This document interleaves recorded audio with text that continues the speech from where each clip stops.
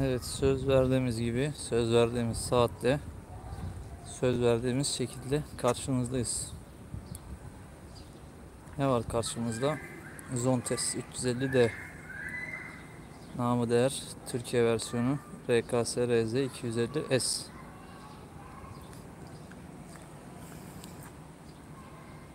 Gördüğünüz gibi çıplağız.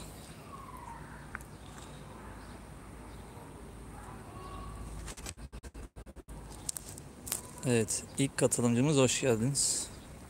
İsminizi göremesek de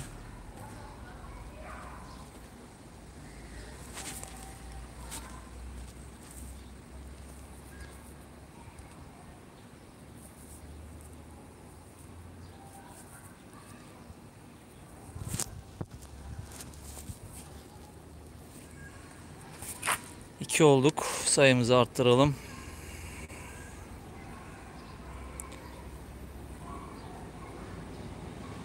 Bir olumsuzluk var.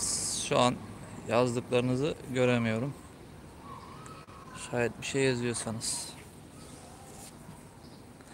Evet, Muhammed yazdı ve yazdığını okuyabildim. Sorularınızı o zaman mesaj chat yoluyla siz oradan yazın. Ben de merak ettiklerinizi size göstereyim, anlatayım. Hala az önce grupta sehpa ayaklık muhabbeti dönüyordu. Biz diyoruz canlı yayın var. Ayağınıza kadar getirdik hizmeti. Siz diyorsunuz abi ayaklığım sehpam niye öyle niye böyle, yay niye öyle. Sorularınızı mesaj yoluyla alayım. Motor ütülenmiş tavuk gibi duruyor. Evet, öyle.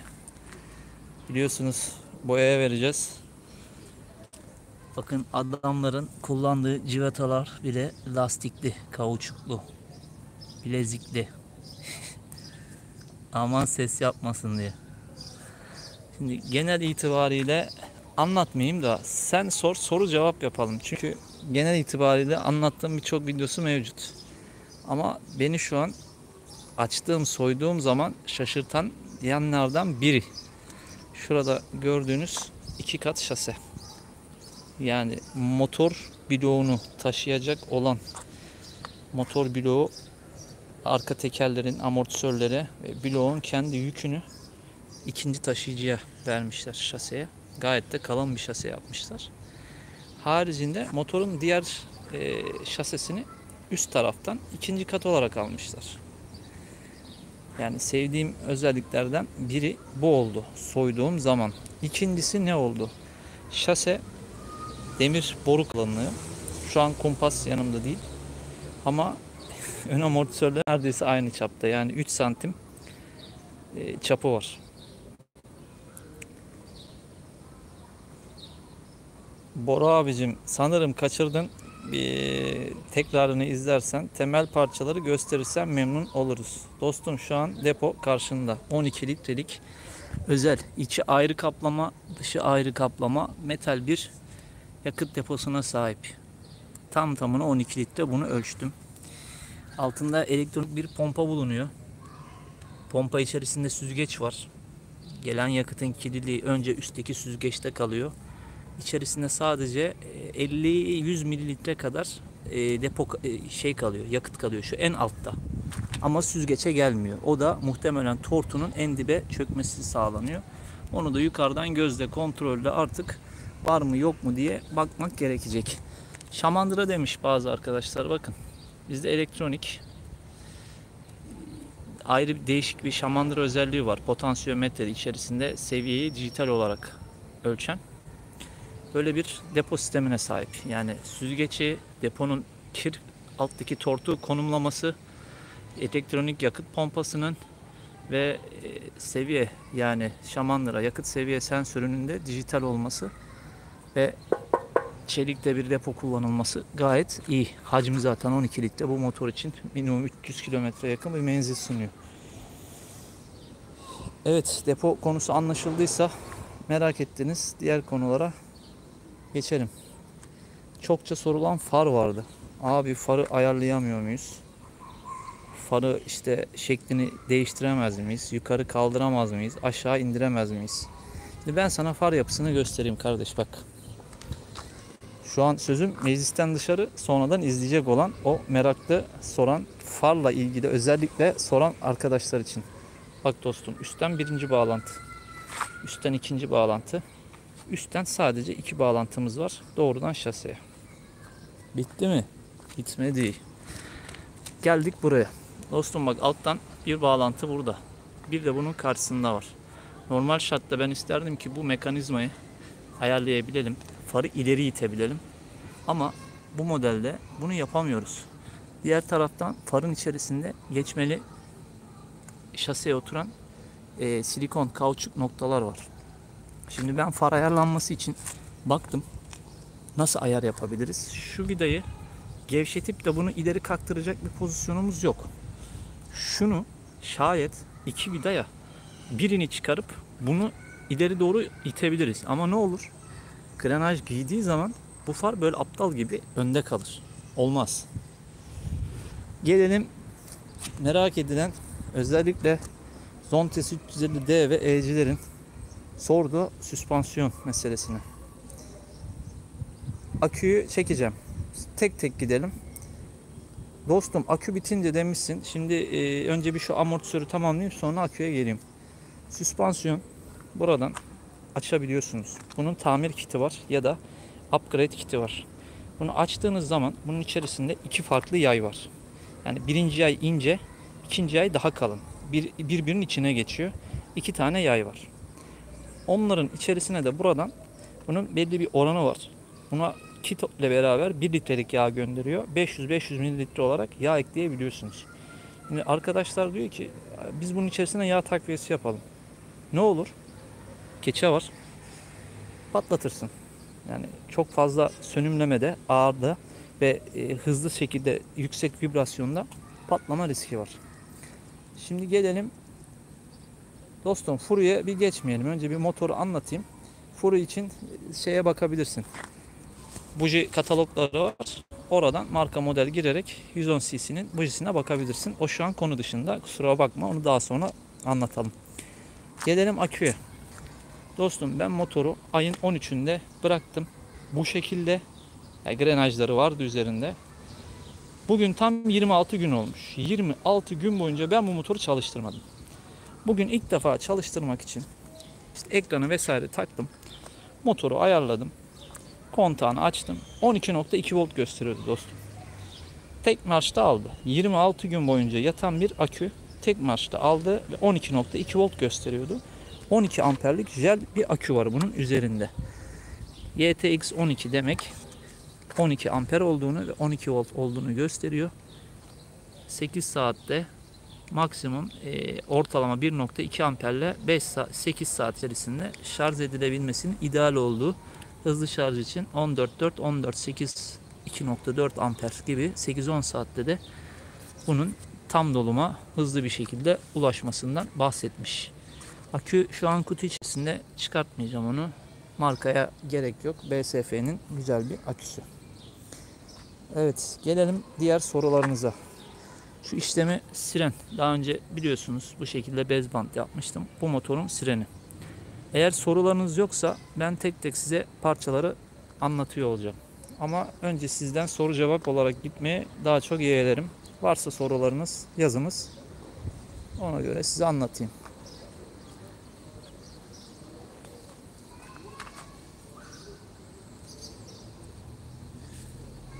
Sen bir tanesin, sen de olmasam bilemeyeceğiz. Estağfurullah kardeşim.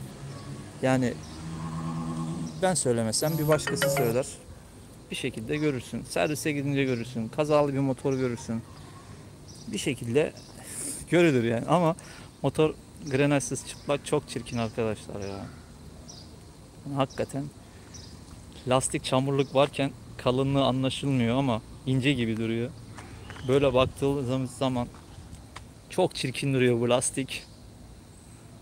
Depo dolum yerini gösterge gibi bir şey var. Beyaz. O nedir? Depo dolum yeri. Dostum ben neymiş? Mehmet abimiz. Ben şimdi bu motoru bu şekilde yaklaşık bir 30 kilometre kadar kullandım. Bu bizim depomuzun kilit mekanizması. Yani bu burada duruyor. Depoyu kapattığımız zaman depo kapağı buraya cuk diye oturuyor. Bu bir. İkincisi, bu benim torpido içerisindeki hızlı şarjımız ve çakmaklık soketimiz. Buna bildiğiniz şarj soketi. Haricinde burada bizim farklı modülümüz var. Bu tek taraflı voltaj geçiren, bizim şu biliyorsunuz kilitli bir bölmemiz var. Bu bizim burada bulunan bölmemizin kilit mekanizması. Pahalı bir mekanizmadır. Bundan bir tane daha alındığı takdirde bu mekanizmayı çekmece karşılığındaki yeri de buraya da uydurabilirsek iki tarafı da kilitleyebiliriz. Yani bu bir Avrupa modeli normunda birinde sağda, diğerinde solda olarak gördüm ama yine tek taraflı gördüm. Bu kablo da bu işe yarıyor. Gelelim diğer kabloya. Şu. Bu ince soket bizim motorumuzda böyle bir modül daha var. Şimdi Immobilizer abi diyeceksiniz. Çok benziyor ama değil. Bu bizim uzaktan algımız. Bluetooth modülümüz. Bununla Bluetooth erişimi yapıyoruz. Bu bir. Immobilizer'ımız bakın burada. Şimdi ben buna cırt atmıştım. Oraları da sökeyim. Şuradan bir malzeme alalım. Çünkü motorla bu haliyle 30 kilometre yol gelince çok hoşuma giden bir sensörü şu an kestim. Onu da size anlatacağım. İşte bu bizim Immobilizer beynimiz, alıcımız burada. Hani deniliyor ya, benim aküm biterse ne olacak? İşte dostum, buradaki algılayıcının mekanizması ve beyin içerisindeki voltajı ayrı. Bu aküden bağımsız çalışıyor.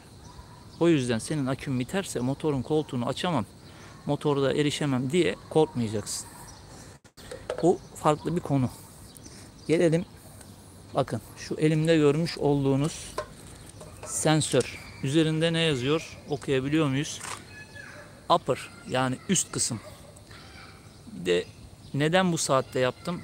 Çünkü hava kararmadan önce size göstermek istedim. Normalde yayın akış saatleri paylaşımım 8'den sonra yapıyorum. Ama hava kararmadan serinde, serin dediğim 39 derecede benim için şu an serin. Bu alet arkadaşlar, söylüyorum, hazır mısınız? Var mı bilen? Bu alet ne işe yarar? Böyle salladığınız zaman çıt çıt çıt ses geliyor içerisinden. 3 kablolu. Şayet siz beyin ekranınızda P1098, P1099 diye bir arıza görüyorsanız ya da motorunuzda kaza yaptıysanız ya da motoru yatırdıysanız ya da motorun ön tarafı, ön tekerini havaya kaldırdıysanız ya da arka tekeri havaya kaldırdıysanız motorla ilgili oluşabilecek açılarda, aşırı eğimde, aşırı kalkmada ve aşırı yatmada bu sensör motoru kilitliyor ve kapatıyor. Hani grupta ben bu mevzuyu anlatmıştım, biraz çıtlatmıştım. Böyle bir olay olunca motor kendini kapattı diye başına gelen birkaç arkadaş daha vardı. Bu sensör, bunun konumlaması bu şekilde düz oluyor. Upper dediği üst kısımda kalacak, yukarıyı gösterecek. Şayet motorunuzun ön tarafı teker yaptığı zaman içerisindeki sensör, seviye sensörü algılıyor, uyarı veriyor, devam ederse kapatıyor. Aşağı inerse aynı şekilde. Motoru yan yatırdınız, çıt, hemen cıva gibi düşünün. Hemen algılıyor, kapatıyor. Buraya geldi, kapatıyor. Ama iki farklı arıza veriyor. Yukarı konumda ayrı, aşağı konumda ayrı. 1098 ve 1099 diye arıza kodunu bu alet veriyor bize. Gördükçe anlatayım, siz sormuyorsunuz. Bu bizim OBD beynimiz, giriş soketimiz. Soldaki cebin iç kısmında bulunuyor. Bunun konumu burada. Bizim direksiyon kilit mekanizmamız bu. Direksiyonu kontak kapalıyken biliyorsunuz sola çevirdiğimizde tık diye kilitlenen bizim direksiyon kontak kilidimiz bu. Şimdi birçok kilit var biliyorsunuz. Adam geliyor tekmeyle bir itiyor, ayağıyla çıkartıyor. O kadar basit değil. Ama kırılmaz mı? Hırsıza kilit dayanmaz. Kırılır. Ama gayet sağlam. Çin scooterlarında 80-100 sabit giderken vuv vuv diye uğultu. Şimdi dostum, her motor Çin motoru değil. Her Çin motorunda o ses yok. Her Çin malı olmayan motorda da o ses olmayacak diye bir kaydı yok. Bunun en büyük sebebi rüzgar aerodinamiği, kullanılan lastik, iklimin koşulu, üzerindeki bineğin kullandığı kıyafete, ön cama, kaskınıza kadar, belki o kask sesi senin kaskından alıyorsun, yani bilemem şu an hangi sesi nasıl tarif ettiğini. Ama sebepleri aerodinamik yapı, aerodinamiğin bozulması ya da kötü olması, lastiklerin, kullandığın kıyafetin, kullandığın kaskın, bu gibi sebeplerden dolayı uğultu alabilirsin. En son direksiyon kilidi soran arkadaş iyiymiş dedi. Evet, ben de çok beğendim. Şimdi bizim aracımızın beyni. Çok yakından göstermiyorum. Kodlarını biliyorum, yapısını biliyorum. Yakında bu beyne chip tuning yapacağım. Chip tuning'de de 8 beygir 13 tork olarak yükseliş alacağız. Ama tekerde ne kadar görürüz onu da test edeceğiz. Bu ayrı bir konu. Bu beynin ve soketleri ben sökeceğim oradan. Koltuk altına ulaşılması rahat bir konuma getireceğim. Çünkü motor şu an grenajların boyada. Sonrasında beyni demontesi kolay olabilecek halde birkaç farklı ayarla güzel bir chip tuning yapacağız bu beyne. Gelelim çokça konuşulan abi çakar yapalım. Abi çakar modülü var, takıyoruz, hata veriyor, arıza veriyor. Abi soketleri, daha önce bunu anlatmıştım. Soketleri burada olduğunu söylemiştim. Soket yapılarını göstermiştim. Ama bunu tavsiye etmediğimi de söylemiştim. Şase, bakın ne kadar görebiliyorsunuz. Şu an kumpas yok yanımda ama şasenin demir kalınlığını umarım anlayabiliyorsunuz. 2,5 milim kalınlığı var şasenin. Keza buradan bakıldığında aynı şekilde 2,5 milim kalınlığı var. Buradan da bakacak olursanız 2,5 milim kalınlık var ve gerçekten güzel bir şase yapısı var. Yani şimdi beni ne kadar tanıyorsunuz, tecrübemi ne kadar biliyorsunuz bilmiyorum ama hakikaten beğendim şasesini.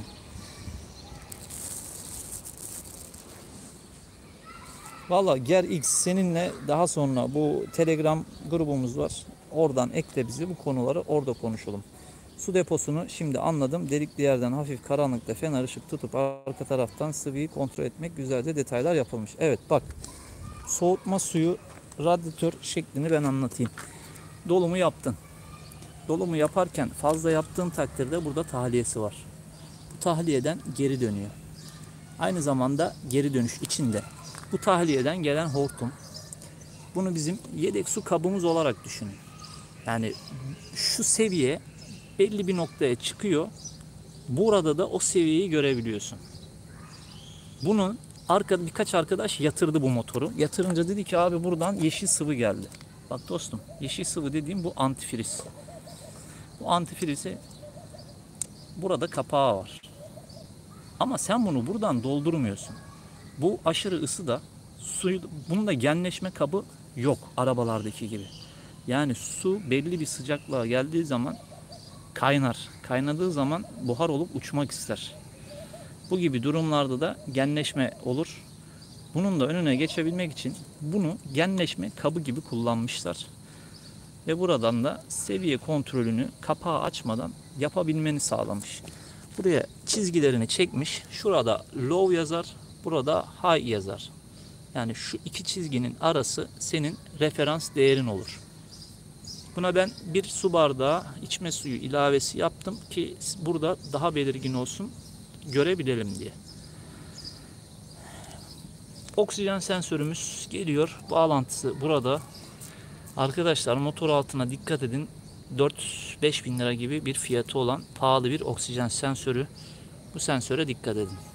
Kıymetini bilin. Bu sensörü korumaya, motorun altına aman bir şey olmaz oradan geçeyim diye düşünmeyin. Sensör çok pahalı bir sensör. Bu bizim yakıtla kullanılan selenoid valfimiz. Yani enjektöre gidecek olan yakıtın beyinden gelen şeyi algıladıktan sonra püskürtmesi için çıt çıt çıt aç kapa yapıyor. Yani eski karbüratörlü motorlarda benzin otomatiği vardı. Bunda bu şekilde enjektöre giden solenoid bir valve var. Gelelim boğaz kelebeğine. Bazı videolarımda bahsediyorum. Motorun altı derli toplu olmalı. Böyle yandan bakınca karışıklık olmamalı. Alt tarafı düzgün durmalı diye. Yani eleştirmek gibi olacak ama evet, eleştireyim. Bu Piaggio motor bloğu kullanan bazı Çin modeller var. İşte Vogue gibi örnek veriyorum. Huracan gibi videoları var kanalımda. Arkadaşım bak, boğaz kelebeği. Bir de o videoları izle. Bir de onlara bak. Aradaki farkı anlayacaksın. Öte yandan bizim motor bloğu şaseye montajlanırken bak, arabalardaki burçlar gibi. Taşıyıcı burç koymuş, içerisinde de kauçuk koymuş. Vibrasyon azalsın, ses olmasın ve daha uzun ömürlü olsun diye. Aynı burçları alt taşıyıcıya da koymuşlar. Yani 4 farklı burç var. Her burç vibrasyonu daha aza indiriyor. Motor daha az titriyor. Daha stabil çalışıyor. Hangi videoydu? Sanırım SM videosunda gözlüğümü koymuştum motorun üzerine. Motor çalışırken titreyerek gözlük gidiyordu. Bu motorda titreşim yok. Yani minimum seviyede. Titreşimsiz motor yok ama onların yanında bunda titreşim yok. Sayımız 28. Fena değiliz. Gelelim bizim bobinimize. Ateşleme bobinimiz bizim burada. Şimdi ben bu bobini Iridium Plus'la değiştireceğim. Biraz da upgrade işlerinden bahsedeyim ama sigortalarımız burada. Konudan konuya geçtim. Upgrade deyince hep böyle heyecanlanıyorum ama o ayrı bir konu diye onu anlatmayacağım. Eyvallah Bora abicim, teşekkür ederim. Teşekkür ederim sana da. Dinçer abi, senin yorumunu okuyamadım, kaçırdım. İleri kilometre titreşim sebebi olarak bu burçlar kontrol edilebilir yani. Doğru. Evet abi. Bu burçlar hem esniyor çünkü hareketli bir yapıda, hem titriyor. Bir de motorun arka tekerin amortisör süspansiyonundan dolayı sürekli bir yukarı aşağı hareketine. Mesut yazıyorum ama görünmüyor. Ne yazdın dostum? Tekrar yaz, okuyayım. Bazen anlatırken takip edemiyor olabiliyorum. Kusura bakma. Tekrar yaz. Sigorta kutularımız burada. 3 tane sigorta kutumuz var. Üstlerinde neler olduğu yazıyor. Şu an odaklayamıyorum. Bunu kitapçıkta da gerekli şeyleri var. Bunun içerisinde bir tanesi boş. Boş. Yani onu doldurmaya çalışmayın. O bizim motorumuz için uygun değil. 350E'lerde böyle bir soket var. Bu soketin karşılığı var. O da 350E'de ön farda mavi led aydınlatmaları var onların. Park lambası. Bu soket onun için. Zafer abi, sen soruyordun bu soket abi. Burada granajın yanında takılı. Onur, bu ne diyordun? Bu soket bak abi, aynı yeşil siyah kablo. Buna 12 volt elektrik geliyor. Kontak açıldıktan sonra bizim park lambalarıyla aynı olan içerisinde elektrik var. Akım değerini bilmiyorum ama muhtemelen 3-5 watt gücünde bir şey vardır. Bu kablonun dayanıklılığı ve buraya gelen akım. Sigortası ona göre ayarlanmıştır. Bu soketimiz boşta. Motorda boşta duran tek soketimiz o. Yarın siz de söktünüz, şaşırmayın. Hoşuma giden Mesut yazıyorum, görünmüyor. Motorda kaza da yapsak, tatlarsa da Allah göstermesin, teleyi vurdu, yürümeyeceğim demez motor. Çok sağlık. Motor komple iç dış görme fırsatı verdim bizlere. Eyvallah Muhammed. Şimdi ben bir şeyden daha bahsedeceğim size. Ya, vaktiniz var yok bilmiyorum. Hakkınızı helal edin. Motorun amortisörünü sökmek o kadar basit ki arkadaşlar. Bir vida buradan söküyorsun. Şöyle 2 vidası burada var. Bunları söküyorsun. Bir de öndeki 2 vidayı söküyorsun. 5 vidayı söktüğün zaman fren kaliperini de aldıktan sonra selamun aleyküm. Sağ amortisörü alabilirsin. Aynı şekilde sol amortisörü. Yani demontesi o kadar güzel bir motor ki anlat bitmiyor. Bu bizim ABS beynimiz. Ne yazmışsın dostum? Mesut, çok sağ ol, motoru anlatıyorsun. Helal olsun, radyatör bölümünü anlatmışsın demiştim. Anlattın fakat buna su koymak istesek nasıl koyacağız? Dostum, buradan motor kapalıyken, motor soğukken buradan suyu doldurabilirsin. Oradan da kontrol edebilirsin. Radyatöre hızlı bir şekilde geçtik. Gelelim ABS beynimize. Birçok motorda ön tarafa koyuyorlar ABS beynini. Bunun sebebi fren hidroliklerinin buraya yakınlığı, kontrol beyninin olması ve buradan doğrudan disklere gitmesi açısından en güzel konum burası. Kaza durumlarında Allah korusun sıkıntılı şeyler. O yüzden kafayı korumakta fayda var. Gelelim bir diğer merak edilen konuya. Abi ön cam hareketli. Bu ön cam mekanizması bozulursa biz ne yapacağız? Elektrikli olması iyi değil. Şöyle alıcı gözüyle bak bakayım dostum bunun bir yapısına. Bir motora bir bak. İçerisine su girebilecek bir bölüm var mı? Bir bak. Bakıma ihtiyaç duyan bir şey var mı? Anlamaya çalış. Lastik değişir. Arkası işi bilene kolay Mehmet abi. Ama işi bilmeyene biraz uğraştırıyor. Onu anlatırım sana. Ben de değiştireceğim lastikleri. Şu an değil ama yakın zamanda değiştiririm. Ben de yeni aldım 450 km. Şu an gaz verip hızlandığımız zaman gazı biraz ıslık sesi geliyor gibi normal mi? Dostum senin motora turbo takmış olabilirler. O turbo lock deniliyor. Turbo boşa çıktığı zaman öyle bir uğultu sesi yapabiliyor. Ben de buna taktırmayı düşünüyorum turboyu. Şu kablo, dörtlü kablo acaba ne işe yarıyor? Var mı bilen? Bunu linç videomda, bir diğer videomda anlatmıştım. Bu motorun burasında hazır bir şey var. Burasında hazır bir şey var ve orasında hazır bir şey var diye. Bilenler yazabilir mi? Tahminleri de alalım.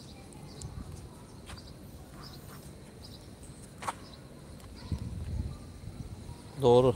Abi sen hep tek atıyorsun ya Mehmet abi. Buraya şu kısmı kaldırıp kamera beyni koyabiliyoruz. Takabiliyoruz. Ön kamera için alt tarafı kullanıyoruz. Buradaki bağlantıları ve arka taraf için de yine az önce gösterdiğim kabloları. Gelelim bizim ekranımıza. Bu şekilde bir ekran var. Merak edenler için ZT250T'ye ve ZT350T, M ve D'de kullanılan ekran modeli demiş. Bunda bir handikap var. Kilometre düşürme bunda olmuyor. Fiziki olarak düşüklüğü görseniz de bu ayrı bir cihazı var. Bununla görülebiliyor. Yani soruyorsunuz diye söylüyorum. Ne kadar doğru yapıyorum bilmiyorum. Bunun içerisinde bir EEPROM var. O EEPROM'u ya BGA ile ya da artık işi bilenler onu söktüğünüz takdirde onun cihazına bağlayarak EEPROM içerisinden düşürebilirsiniz. Ama kilometre düşürmek yasal değil. Tavsiye etmiyorum. Sadece yani olabilir mi? Evet, olabilitesi var. Burada bir elektrik kontrol modülümüz var.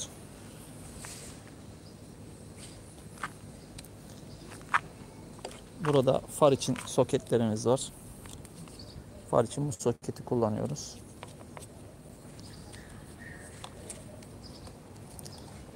Park için bu soketi kullanıyoruz. Ama motorda her şeyi adamlar klipsli, bantlı, muhafaza edilebilir şekilde yapmışlar. Aleykümselam Erdal abim, hoş geldin. Şey gibi oldu benim de, mezat yapar gibi böyle. Atladığım yerler. Şimdi oraları tamamlayayım. Burayı yine bağlamıştım yolda uçmasın diye. Evet, motoru ne dedik? Burada sigortalarımız var. Ama bir takım da rölelerimiz var. Röleler de burada arkadaşlar. Burada kontrol röleleri var. Yakıt pompasına giden, enjektöre giden, benzin deposuna giden, farı açmak için, koltuklara sele altını açmak için, depo altını açmak için. Burada ortak röleler kullanılmış. Elektrik hattı doğrudan buradan bu şekilde kontrol sağlıyor. Şimdi benim atladığım bir şey var mı diye bakıyorum. Sizden de geri dönüş gelmiyor pek.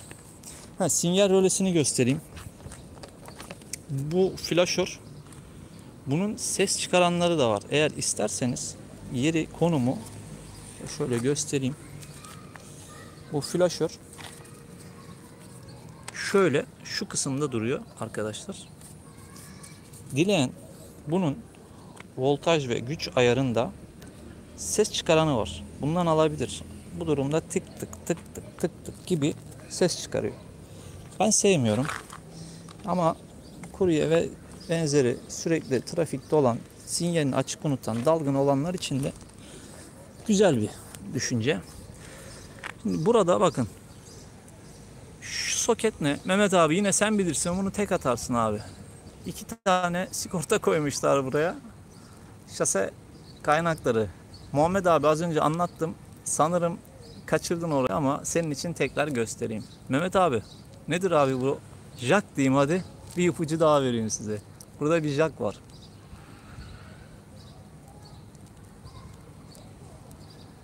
Yok mu bilen? Buradaki bölmenin içinde kalıyor. Immobilizer'ın arka tarafında.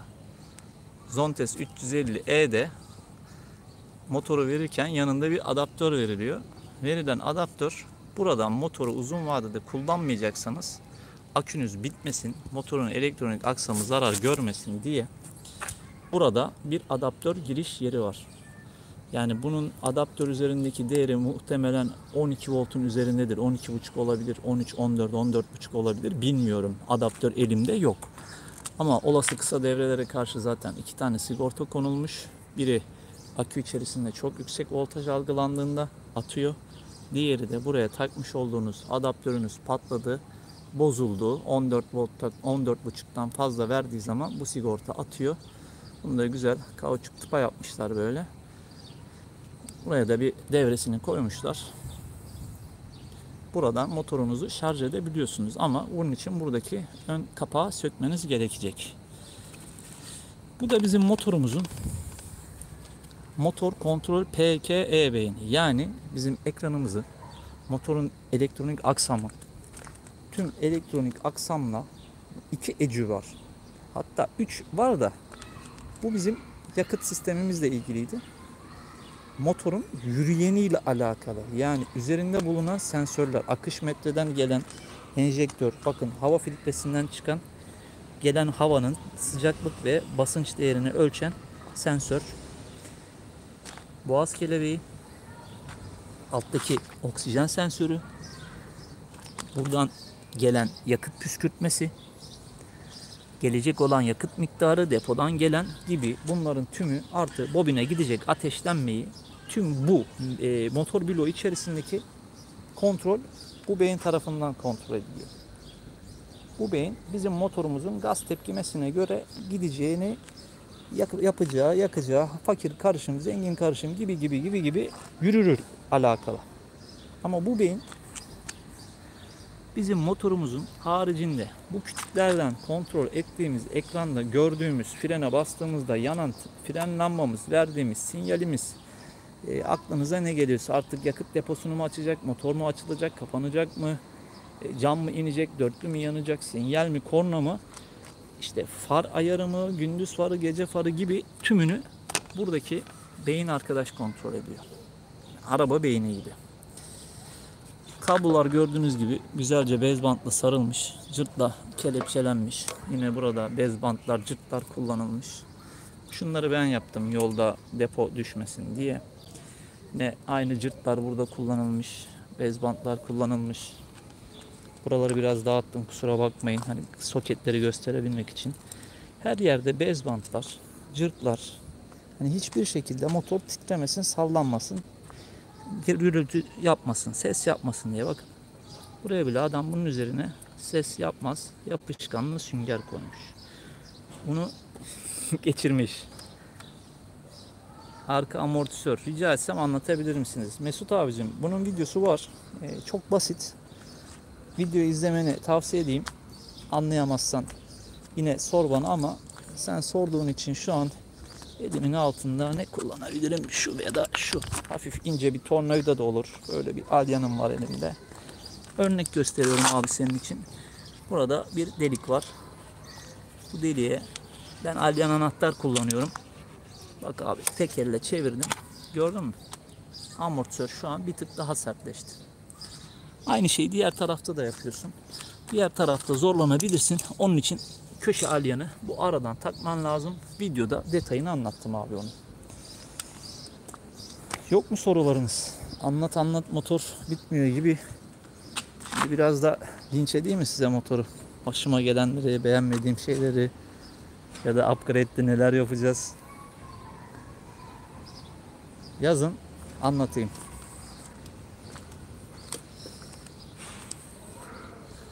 Hava çok sıcak. Çok terledim. Siz yazarken ben de hararetini almaya çalışayım.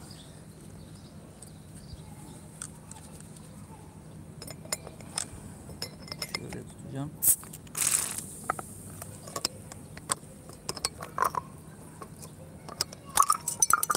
Biz o kadar iş yapalım, siz bize bir soda bile ısmarlamayın. Arka amortisörü gösterdik. Koruma demiri bağlantı için fikir olabilir şase. Dostum, koruma demirimiz neredeyse hazır. Şase bağlantılarımız, buraları kullanacağız. 1, 2 vida noktamız var. 1 burada var. Bir de içeriği kullanacağız. Bu sadece ön taraf için. Arka tarafta da ayağın arka tarafında içeriden girip yan tarafı korumayı düşünüyorum.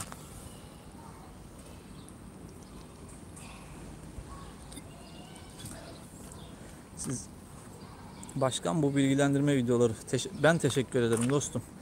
Yapılacaklar listesi. Onu çok az kaldı, anlatacağım. Bu B'ye muhalefet edeceğim. Tork ve beygir artacak dedin. Biz yaptırmak istesek ne yapacağız? Sana mı getireceğiz? Vallahi dostum, bana getirme. Ben önce bir yapayım. Bir farkına bakalım. Bir videosunu çekelim, tescilleyelim. Yapılacak yerin. Beğendiysen sen benim işlemimi, adresini veririm. Konuşur, görüşürsün. Ben bir fiyat aldım toplu olarak. Sen kafana yatarsa adresini veririm, oraya kargolarsın. Adam sadece kargosuna karışmıyor. O sana yazılımı yaptıktan sonra aynı gün geri gönderecek. Egzoz ısınması izole etmenin pratik yolu var mı? Ne taraftan istiyorsun abi ısınmayı? Yani şu yandaki plastik kapağı sebep mi? Arka taraf için mi? Yani artçı oturduğu zaman ayağı yandan inerken binerken ısıtmasın diye mi? Bunu mu kastediyorsun? Bununla ilgili bu kapağı söküp kapakla egzozun arasına güzel bir taş yünü ya da cam yünü sarılabilir. Bu yapılabilir ama istersen bu 350E'nin ya D'nin plastiği var. O plastik alınıp aynı işlem o plastiğin içerisine de yapabilir.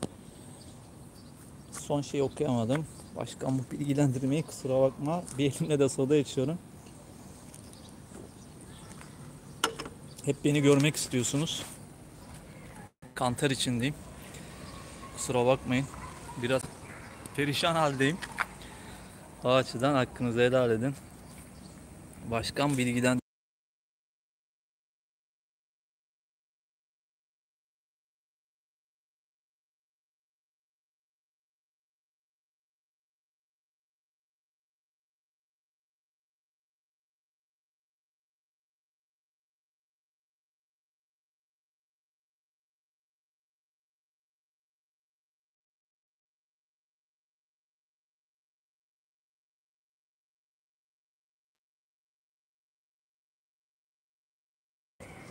özür dilerim, sesi kapatmışım. Tekrar ediyorum. 3 tane sorunuzu okudum. Sondan başa geliyorum. Abi, yedekleyelim dediğin bir şey var mı diye sormuşsun. Fren balatalarını al abicim.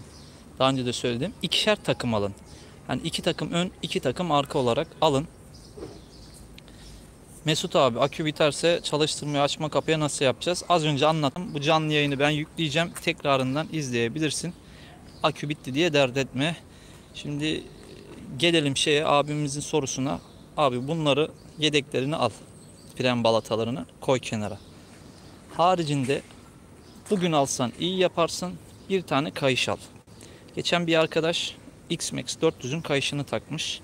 Net birebir ölçümü bilmiyorum ama takmış, olmuş.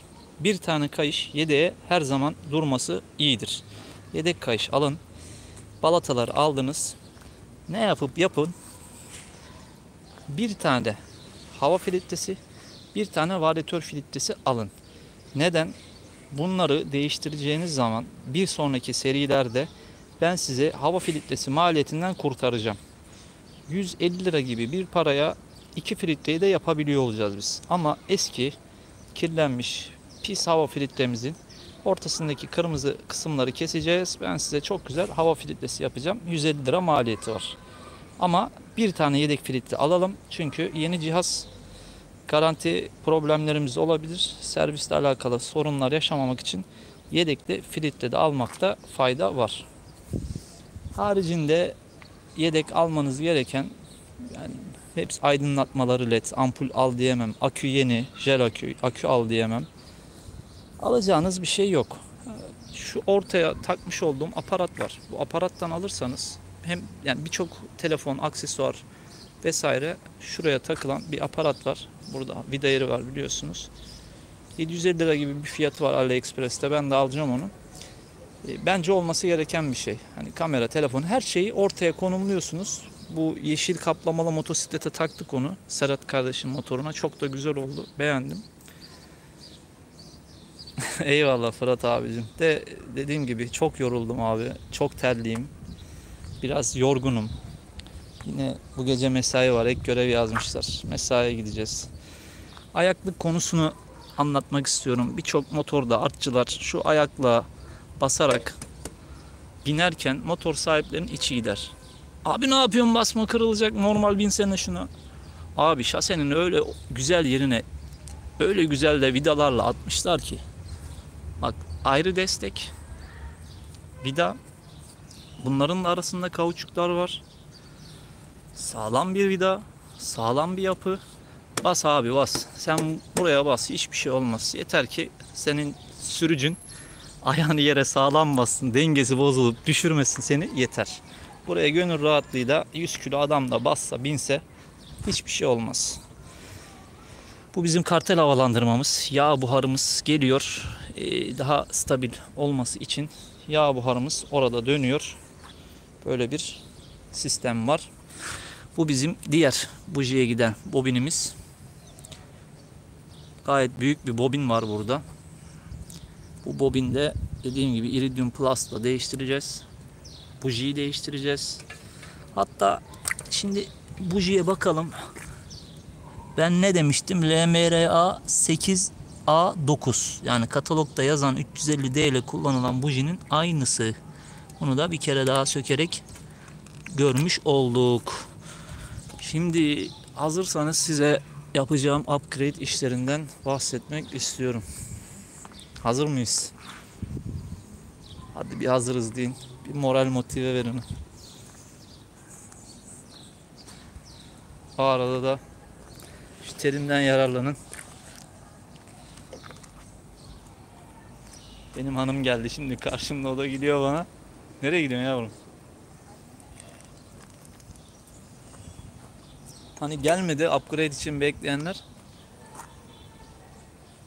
Yazmadınız neler yapalım, neler anlatayım size.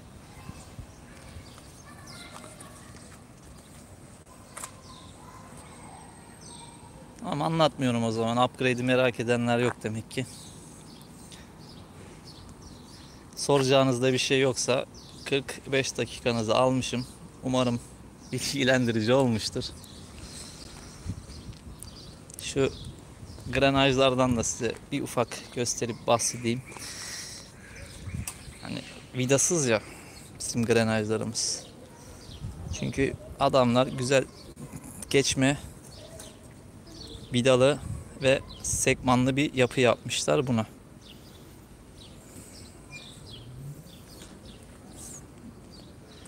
Grenajlar da gerçekten, yani şu uçlarından sesi öyle olsa da sert, kalın bir malzeme.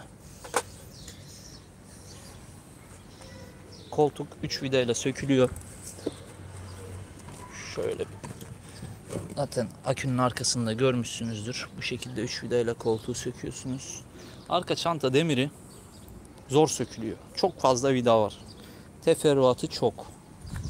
Ama şimdi arka çanta demirini ve yan çantalar için destek noktalarını göstereyim. 1. Destek noktası şase. 2. Destek noktası.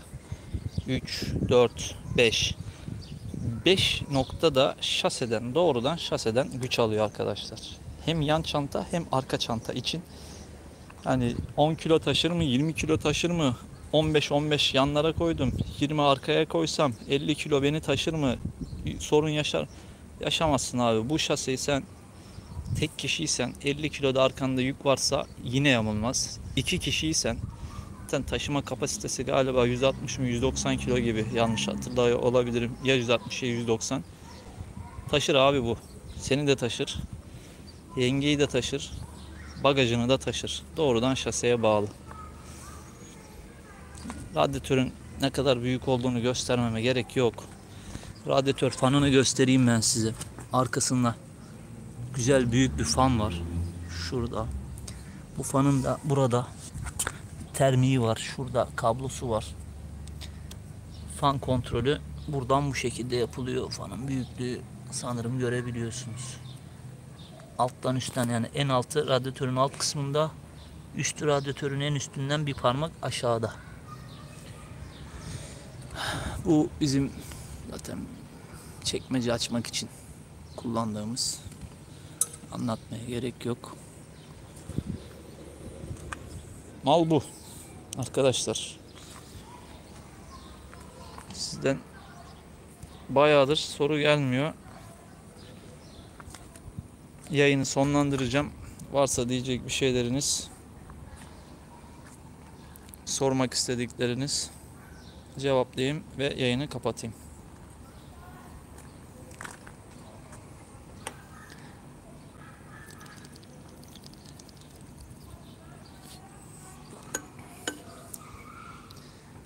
Umarım yayında problem yoktur.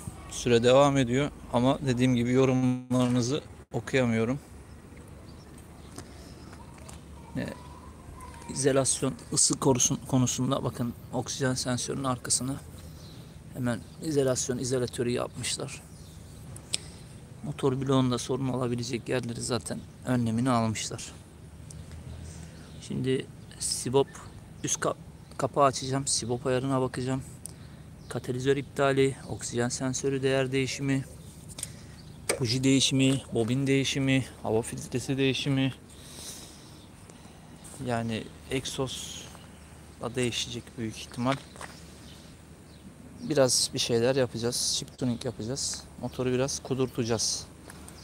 Ama abimize söylemiştim.